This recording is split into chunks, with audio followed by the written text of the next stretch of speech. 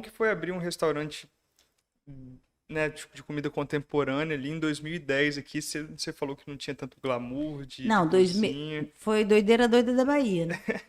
Porque Você tinha chance de até ficar na Europa, né, Bárbara? eu tinha Ou chance, era mas eu plano sempre quis seu voltar pra para Vitória. É mesmo? Eu sempre quis abrir um restaurante aqui.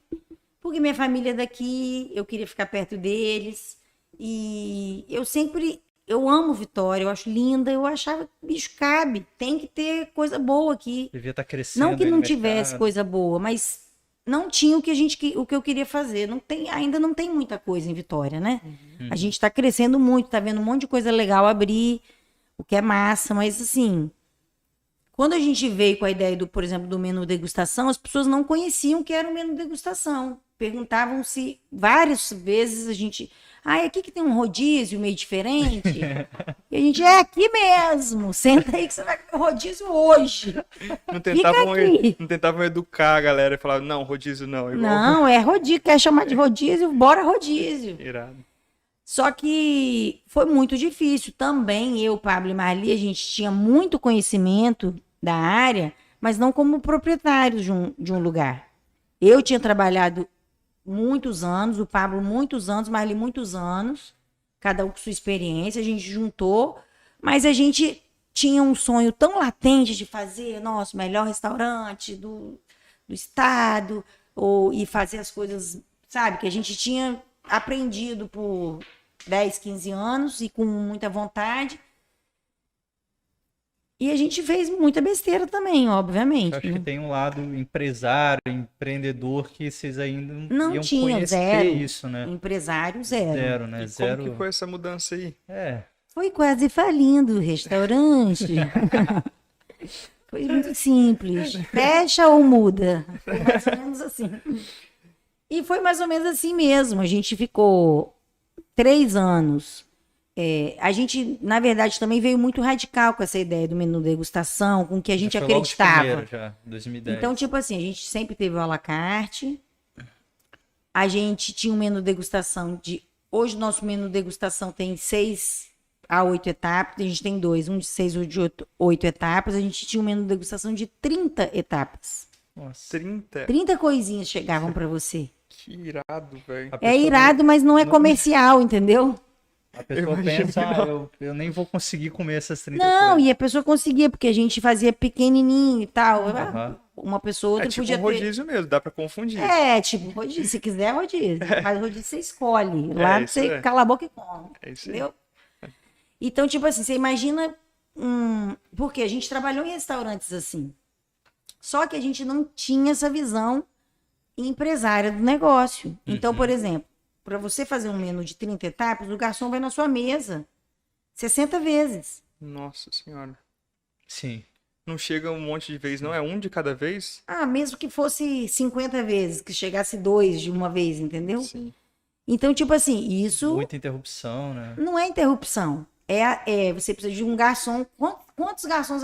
O garçom consegue atender quantas mesas?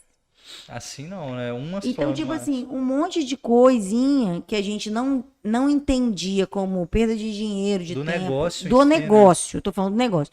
Que as loucuras que a gente fez no começo foram super importantes pra gente também chegar onde a gente chegou. A gente ficou conhecido como um dos 5 melhores restaurantes do Brasil. A gente, as chefe revelação, ganhamos prêmio, ganhamos um monte de coisa. Só que isso enche o bolso de ninguém, né? O glamour de ser, né, importante. Eu sou 5 melhores restaurantes do Brasil. E Mas no o final do negócio mês em eu si tenho que pedir não tá. empréstimo. Eu sou Prefiro ser... Obrigada. Pode ficar com seus quinto lugar, eu vou passar para você. E aí, o que aconteceu? Em 2013, a gente abriu uma empresa que chama Foodflex, que é uma empresa que faz alimentação transportada para a indústria, na Serra. Os mesmos 3 sócios? Sempre nós 3.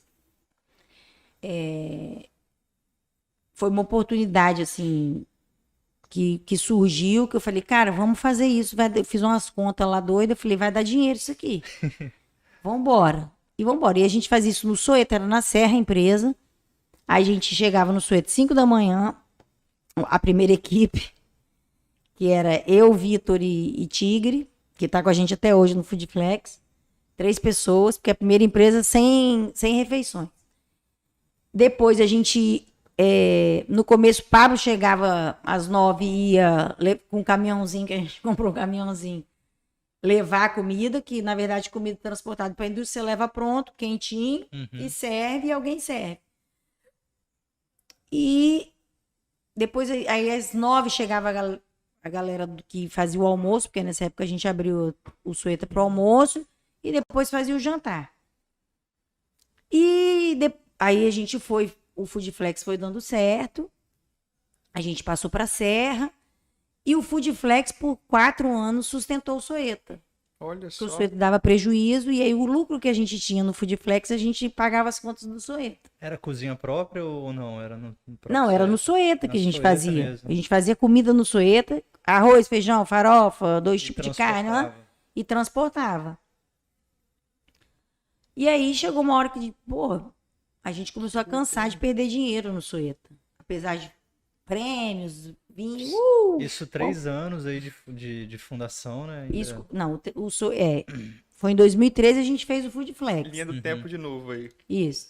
E ficou mais uns 3 anos o Foodflex pagando o Sueta para sobreviver. Caramba. Desde que ele abriu, o Foodflex abriu, já começou. O dando Foodflex é o filho. Vocês não viram essa novela Renascer. Mas o Foodflex é o filho renegado, que é o que dá certo, mas que foi renegado. Tipo assim, não, deixa isso aí. Hoje não, hoje ele é bem cuidado, a gente ama ele. Mas o Foodflex, porque é uma conta mais certa, entendeu? Você não tem. Você produz o que você vende. Você Sim. não produz e fica esperando a pessoa chegar. Entendeu? Mais ou menos assim, pra você entender. Uma previsão já certa. Exatamente. E já começa o mês, eu já sei que eu vou fazer isso, eu tenho que gastar isso e tem que sobrar isso. Uhum. E aí, depois de 3 anos, em 2016, mais ou menos, a gente falou, cara, não dá mais. E a gente foi amadurecendo também com todas essas coisas. E era mais o que, Bárbara, esse prejuízo? Era realmente os custos fixos ali que... Custo fixo, muita coisa muita envolvida. coisa. Um restaurante é um buraco de perder dinheiro, gente. O estoque também, imagino. Pelo Não, o menos na estoque época de nunca. 30, não, o estoque nunca foi muito coisa, porque a gente sempre. Mas, por exemplo, a gente tinha um cardápio. Por exemplo, um garçom indo na mesa 50 vezes é perda de tempo. Tempo é dinheiro. Eu precisava de 2 garçons para atender uma praça que hoje atende uma pessoa. Uhum. Então, exemplo. Ou, por exemplo, a gente tinha um cardápio à la carte, bem maior do que a gente tem hoje. A gente tinha um menu italiano, com 18 etapas, que não tinha nada a ver com a carta. A gente tinha esse menu de 32 etapas, que não tinha nada a ver com a carta. Até hoje a gente se pergunta como é que a gente conseguia fazer isso. Jesus Cristo. Então, tipo assim, o estoque nesse sentido, muito produto, entendeu? Muito produto para fazer as coisas também. O tempo que a gente perda, muita coisa. Conta mesmo, às vezes, que a gente não... E em 2016, quando a gente falou, cara, não dá mais, hoje a gente vai fechar realmente, porque não faz sentido ter um restaurante. Ah, tudo bem, somos um dos 5 melhores restaurantes do Brasil e não estamos ganhando dinheiro. Para quê? No fundo, uma empresa precisa ter lucro. Sim. E aí a gente pegou um consultor, o Manuel. Te amo, Manuel. E a gente começou a fazer um trabalho para entender. A partir daí eu posso dizer que a gente virou empresário. Eu, Pablo e a Virou uma Maria. chave ali, né? Isso. E aí a gente foi fazendo tudo. A gente já tinha muito relatório, muitas coisas. Não sei o que mais. Ele sempre foi muito certinho com essas coisas. Mas assim, a gente foi entendendo. E o Manuel falava, não, mas isso, a gente tem que mudar isso. Por exemplo, um garçom ir 50 vezes, a gente falava, não, mas não dá. E para não fechar, a gente foi amadurecendo e entendendo até a gente chegar no modelo de negócio e a gente virou a chave realmente para ser um restaurante que dê lucro, porque senão não fazia sentido, né? Não faz sentido. Um sonho não se sustenta muito. Sim. Entendeu? A não ser que você ganhe na loteria, tem outra fonte de renda, não foi o nosso caso. Eu ainda jogo, mas não foi o nosso caso. Jogo Ainda não. semanalmente. Legal. Entendeu? Porque é meio que não. Vocês colocaram ali em prática o que vocês acham legal e foi indo, mas que na teoria o negócio não. Na verdade, a gente realizou um sonho Sim. sem pensar. Se Tipo isso era assim, a gente viável ou achou não, né? que, assim, não, a gente vai fazer uma coisa incrível e realmente a gente fazia uma. Não que a gente não faça, a gente mudou um pouco o que a gente faz. Outra coisa, a gente fazia as coisas para as pessoas de fora. Para quem era, tipo assim,